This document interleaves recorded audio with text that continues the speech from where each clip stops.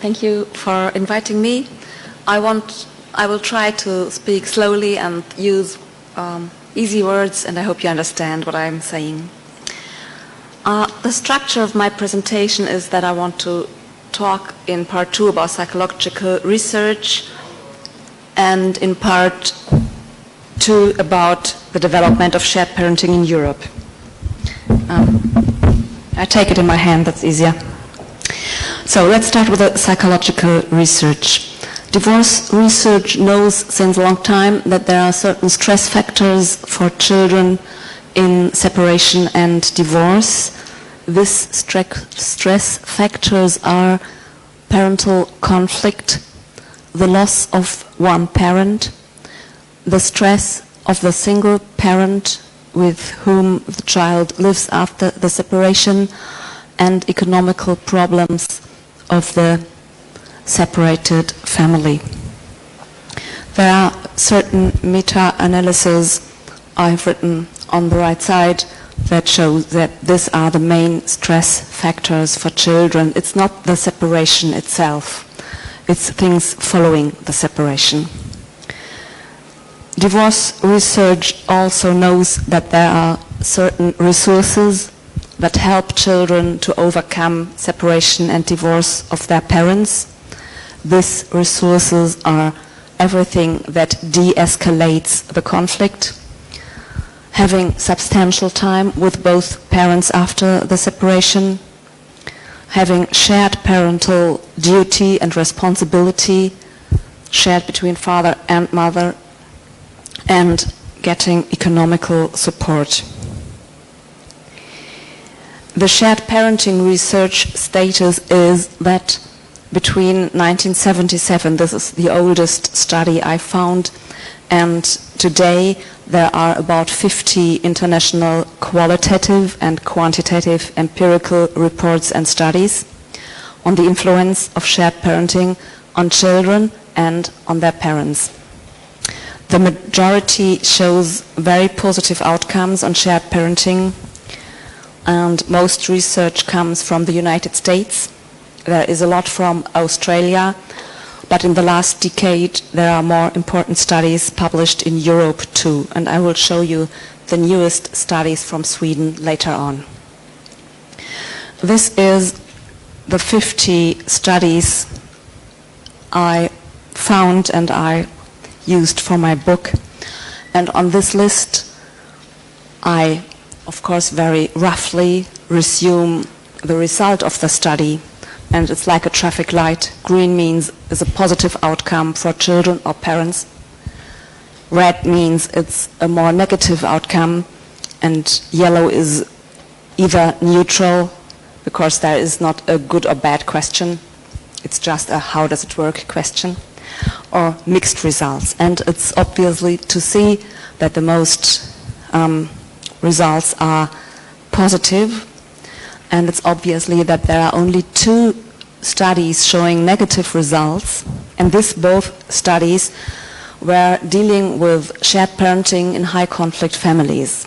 One is really unknown and not very important. It's an old one from the US, but one is very important because she gets a lot of influence. It's McIntosh from Australia, and she did a work on a group of so-called high conflict families. In a very unusual reaction, Professor Richard Warshak from the United States wrote an article last year, 2014, together with 110 other researchers from psychology, and he criticized McIntosh's work because she was drawing results from the studies that were not due to the data. And the result of Warshak's review on the literature and on the studies was a broad consensus of researchers and practitioners. The number is 110 that subscribed this article, which is very unusual actually. They agree that in normal circumstances the evidence supports shared residential arrangements for children under 4 years of age whose parents live apart from each other. In another very unusual reaction. McIntosh revised some of her results in an article she wrote last year together with Klein Pruitt and Kelly in the Family Court Review. And she said, yes, I have been misunderstood, my results have been misused in the discussion, and she stepped backwards quite far. Linda Nielsen, who is a developmental psychologist from the United States, resumed that overall then, across 3 decades of research, the children in shared residential custody generally have had equal or better outcomes on measures of emotional, behavioral, physical, and academic well-being. This is her resume, and the same said Professor Wernick, who's from the University of Vienna, a developmental psychologist too, and he says, from the perspective of developmental psychology, the empirical data may be recapitulated as showing that shared parenting after parental separation and divorce usually is the preferable parenting arrangement in the best interest of the child. So, how are the news in the research? They come from Sweden, from a group called CHESS, Center of Health and Equity Studies in Stockholm, and the leading researcher is Malin Bergström, who's a psychologist, and her colleagues. They had 4 publications I want to show you. Before this I want to say what is special in this research. It's very new. They have a huge group of children, and they have so many children in shared parenting, in equally shared parenting in Sweden, that they were able to form 4 groups for the research. One group is the children living with father and mother in the nuclear family without separation. The second group is children having regular contact with a non-resident parent but not equal contact. One group is children having no contact or very little contact, that means once or twice a year. And one group of children who have equal contact and shared parenting in a 50-50% definition, percentage of time. So they were able to make the difference between the amount of time the child of the separated parents see the non-resident parent. The first study has been published in 2012. It has 167 Swedish pupils in the study, aged 12 and 15. They took the data from school classes. And the result is that children in shared parenting arrangements compared with children in single parenting arrangements with no contact or regular contact that is not equal. They have a higher general life satisfaction. They're more satisfied with their lives. They have shown better psychological outcomes, especially less depression. They report better relationships with both of their parents. They are more satisfied with their school situation, and they are less often the victim of bullying, which is mobbing. I don't know which expression you know better. So this was the first publication. The second publication is from 2013. They had almost 165,000 children, again aged 12 and 15 years. And they asked about the subjective well-being of the children, their satisfaction with family life, and their satisfaction with their peer relationships, the relation to other children. And the result was, again, that those in equal shared parenting have the best results. They have higher subjective well-being. They have better satisfaction with family life and better peer relations. In all of these studies, we have to say that children who live with father and mother together in a nuclear family are obviously the healthiest and happiest children. But among those whose parents are separated, those in the 50-50 arrangement are in the best outcome. It was interesting to see that the 15-year-olds in joint physical custody were more likely than the 12-year-olds to report similar well-being levels on most outcomes to the children in nuclear families. And this is very interesting. In the age of 15, these young people have the same good outcomes like children living with mother and father together. In 2014, they used a smaller group, 1,300 children, aged 4 to 18 years, and 10% in the group were living in joint physical custody, 50-50 percentage. And they asked with a strengths and difficulties questionnaire about their children's emotional problems, their conduct problems, problems of hyperactivity, and problems with peer contacts. Which is very interesting. They also asked the parents about their life satisfaction with their own health, with their social situation, and with their economic situation. And in this study, they showed that in the nuclear family, there are the lowest problems for children and the highest life satisfaction for parents. In single care arrangements, there are the highest problems for children and the lowest satisfaction for parents. And in the joint physical custody group, it was both medium. In this study, they were able to show that the higher life satisfaction of the parents has good influence on the health of the children. The last publication is very new. It was only 2 weeks ago published. Again, the big group of 150,000 children aged 12 and 15 years, and they were dealing with psychosomatic symptoms and psychosomatic illness of children.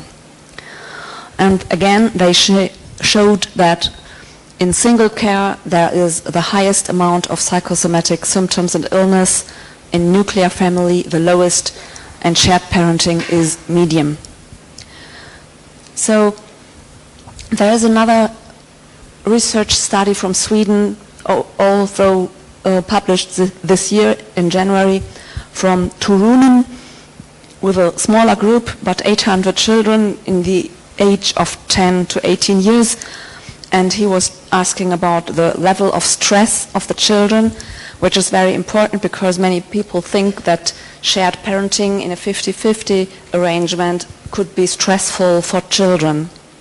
And the result is that single care children have the highest amount of stress, and children in nuclear families have the lowest amount of stress. And again, shared parenting is not as good as living together with mom and dad, but is still better than living in a single care arrangement. And this is, of course, it's a result of a study, but it's logical if you think about it. So I want to show you some visiting schedules. This is a month, 30 days, and this child lives most of the time with parent A, who is pink, and has every second weekend 2 days with second parent, which is blue. This child has 4 times to move between one parent and the other. This is a very traditional visiting schedule. This is more used in the nowadays. It's still a single care arrangement. This child still lives with parent pink, but he or she visits the other parent one afternoon every week in addition to the fortnight weekends, which is very useful especially for young children because 2 weeks in between the visits is a much too long time. What you obviously see, this child has 12 times a month to make a change between mother and father, which is very stressful not only for the child but for the parents as well. They need to communicate, they need to cooperate, they need to make it work. If you compare this with a shared parenting arrangement in a weekly change, you see this is much more calm, it's more relaxed, it's more easy. The child has enough time to be where it is, to stay with his parent, and after a week he or she changes to the other house, and it's only 4 changes a month, which is the same as the weekly, the every second weekend visit. And older children maybe change every second week, and then they have only 2 changes a month, which is a reduction of stress for parents and children. All right, before I start with the development in shared parenting in Europe, I want to make a little break. I want to show you a film, and I give the microphone to Sandra if you have questions about understanding about words I used. Okay. Yes.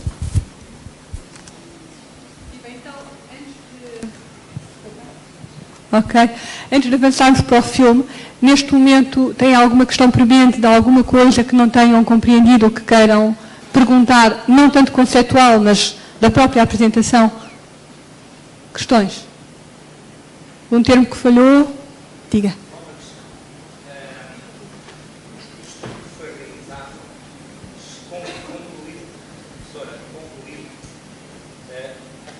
Existir ou não um limite de idade para se aplicar à residência alternada ou não há limite de idade? Limite inferior, é isso? Ok. So this person is asking whether there is or not, according to the studies, a limit of age That's a very important question. Malin Bergström wrote to me that they will make a publication in the end of this year with data about the very young children. They have, for this reason, I have shown you that they were older from the beginning of 4 years, so we just don't know. There is very, very little. There are very little studies about young children. And as far as we know, they have no problems with changing, but they need short time intervals to change, like every day or every second day.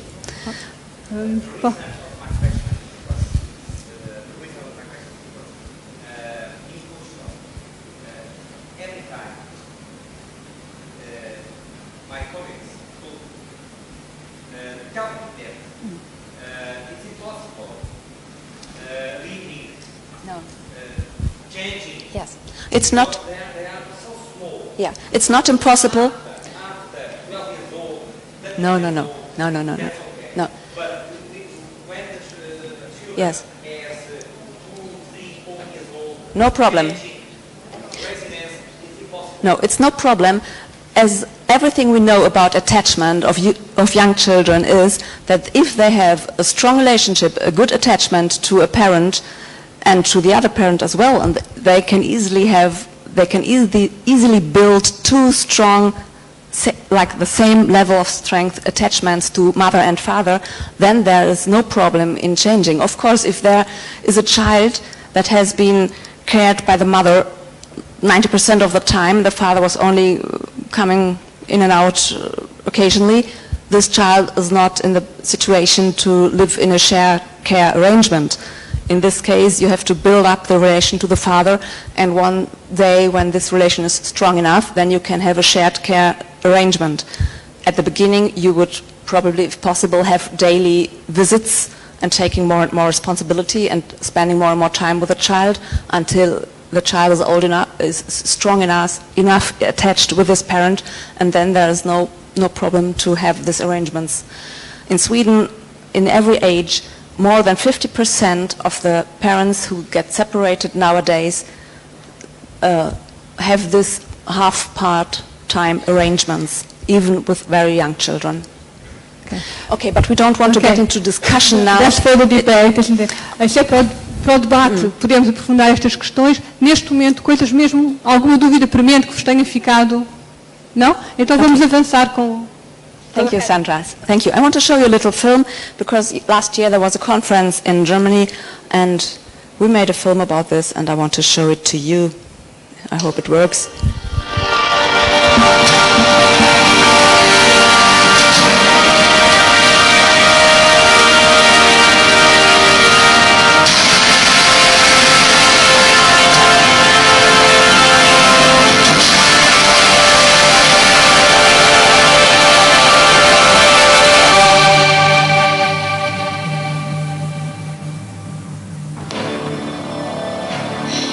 been a great honor to host over 100 participants from 16 nations and 3 continents here in Bonn, at the very heart of Europe, to present, discuss, and share their research, experience, and thoughts about shared parenting.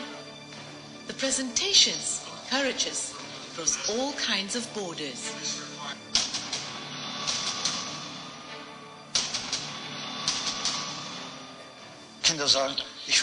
Children say, I want to be allowed to love both mom and dad. This is the most normal thing in the world. Especially in the early years, it's so important that parents are actively involved in children's lives, and shared parenting facilitates that. Over 3 days, the meeting venue was busy with workshops, plenary lectures, and discussions with experts on children's needs and rights, sharing their research, ideas, and visions with people from all over the world, being inspired by each other's work, networking, and making new friends during our conference cruise on the River Rhine.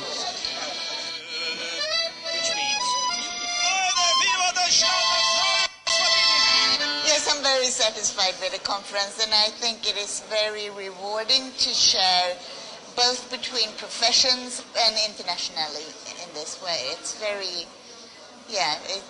rewarding. I appreciate it a lot.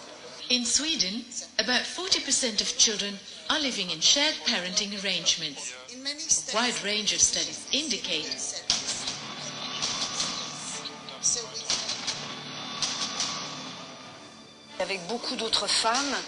with many other women, we support the idea of shared parenting, because for us, this is a way, in cases of separation, to live our personal lives, to have time to develop our professional careers, in the confidence we have in men and in the fathers of our children.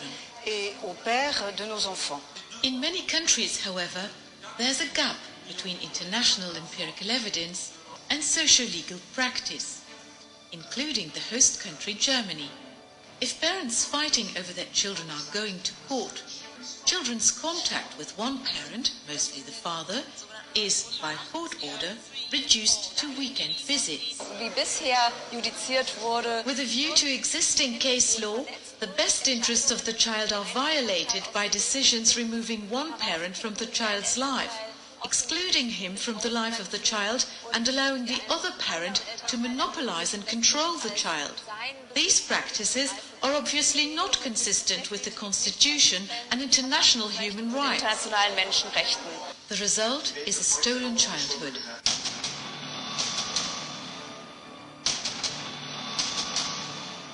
Ned Holstein, president of the National Parents Organization, USA, member of the ICSP Board of Directors, predicts via video, every year that goes by puts more children into that pipeline, so that sole custody may still be manifesting its negative effects 30 or 40 years from now among millions of people who were scarred as children by the sole custody decisions of the family court.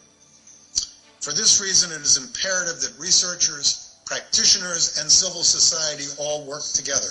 Disconnection from a parent and one's extended family is a serious form of uprooting that has profoundly negative effects on child well-being. Children need both parents, as parents, not visitors, in their lives.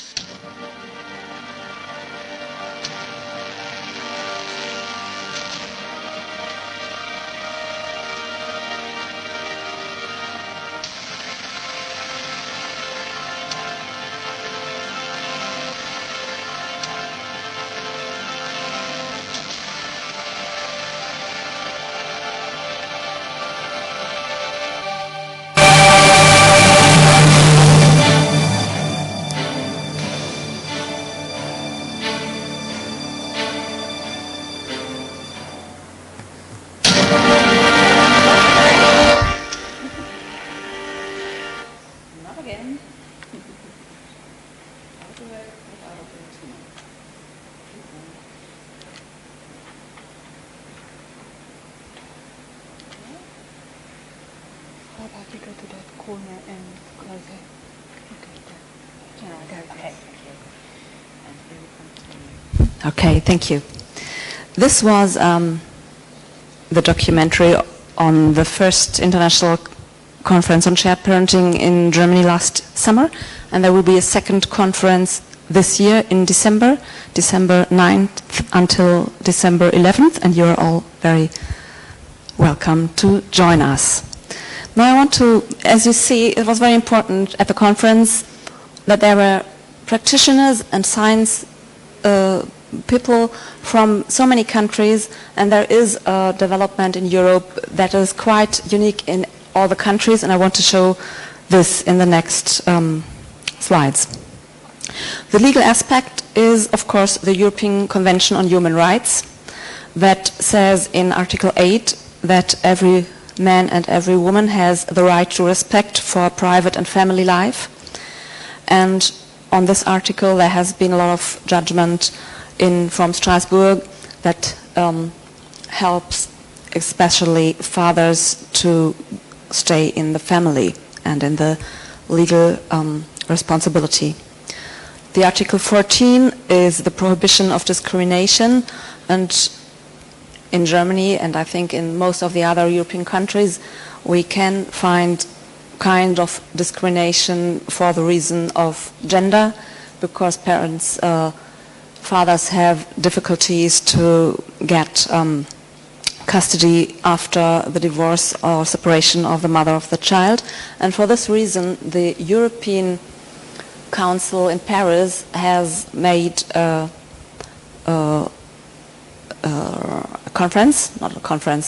day to discuss, and they are going to work on the question of discrimination in family law stronger in the next years. There is also the UN Convention on Children's Rights that says in Article 18 that all state parties shall use their best efforts to ensure recognition of the principle that both parents, mother and father, have common responsibilities for the upbringing and development of children. The legal development is, in all the countries I know, in the same steps, not in the same time, but in the same steps. The step one was long ago when always one parent got single custody after separation and divorce. Then most countries changed to a system that joint legal custody was possible if parents agree on it. This was voluntarily, exceptional only if they agreed on it. Later, like in Germany, that was 1998, we changed that legal custody together is the standard after separation and divorce, and only in special reasons judges can give single custody to one parent. Then there is a development that joint physical custody is a legal alternative by court order, and the last step would be to have a legal assumption for joint physical custody being in the best interest of the child, like a priority that usually a child should live with both parents even if they got separated, and only the exception would be to live only or most of the time with one parent. In this picture I want to show you these 4 steps by different countries. You see it's quite a long time ago. In Belgium in the 60s, other countries in the 70s, and the latest later on, they developed from, they started the idea that it is possible that both parents share custody after divorce. Ireland is special because there was no divorce until 1996. So if there was no divorce, there was no single custody. So from the beginning of the Irish Republic, they had always had joint legal custody. Later, the regularly idea of joint legal custody was established in the most countries, and shared physical custody as a possibility by court order is not everywhere. There is, in Germany it's controversial. The courts are discussing whether it's possible to have shared physical custody by court order if one parent doesn't want it or not. The most countries have it, and only Austria doesn't allow court orders with shared physical custody, and there is only Belgium and some regions of Spain with a priority for shared physical custody. I added the Portuguese years. I hope they are right. As far as I know, joint legal custody is possible by agreement since 1995.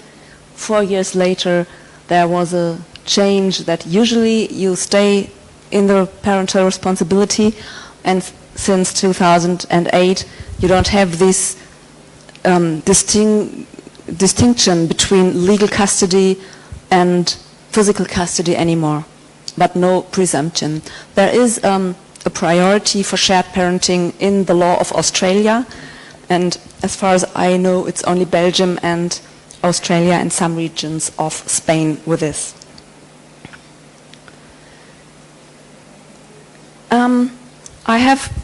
I want to add some gender aspects of shared parenting at this point, because there is, it is, from my point of view, a very old-fashioned idea of family life, that women care about children and doing the housework, and men go to work and earn the money.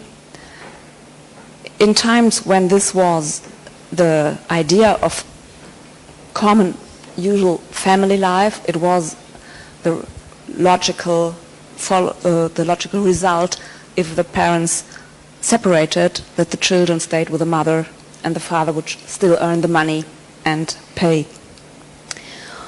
But we have all countries, I think all countries in Europe know the problem of poverty of single parents.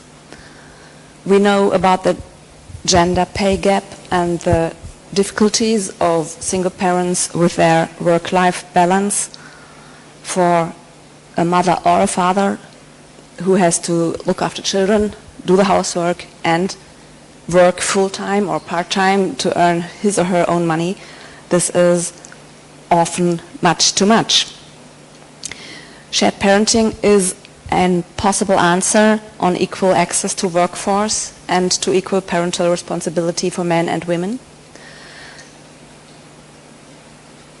There is a change in role models. I'm absolutely sure this is as true in Portugal as it is in Germany.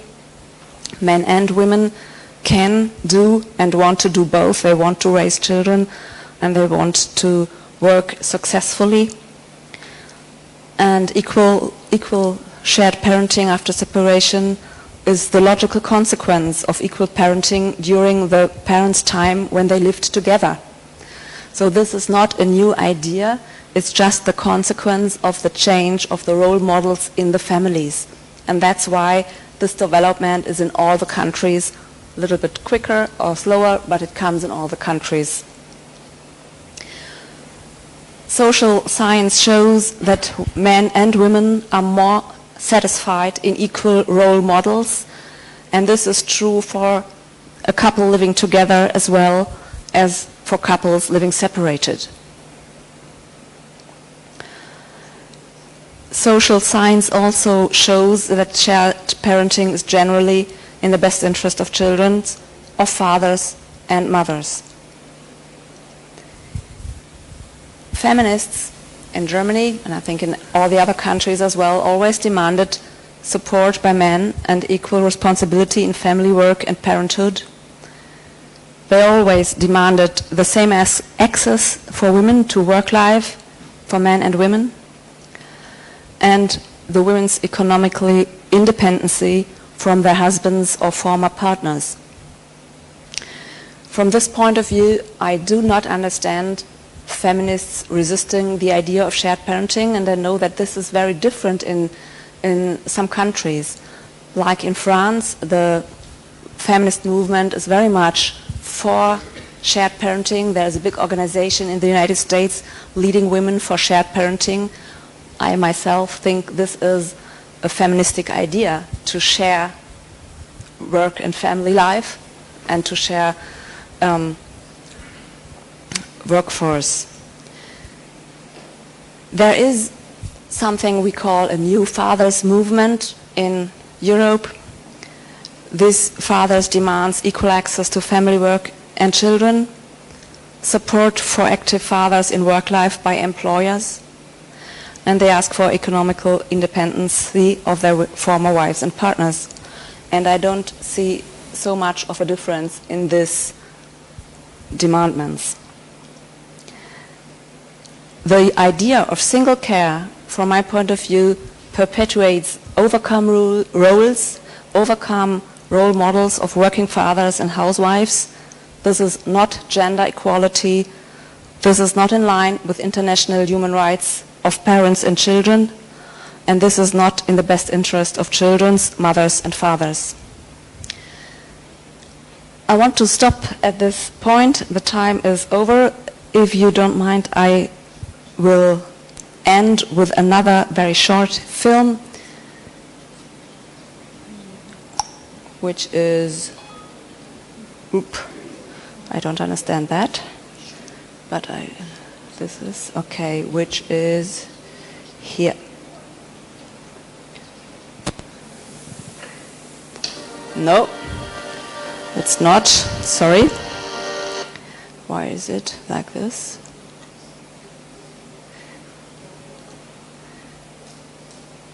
This film is without language.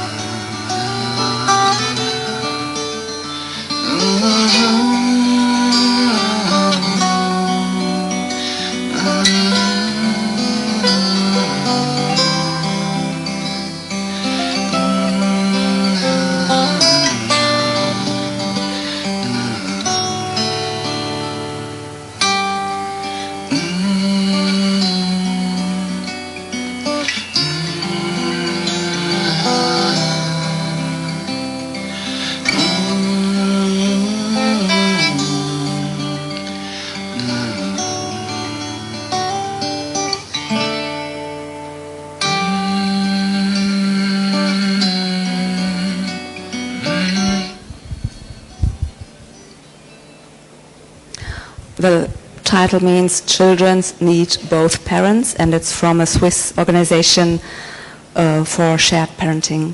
Thank you very much for listening. Thank you.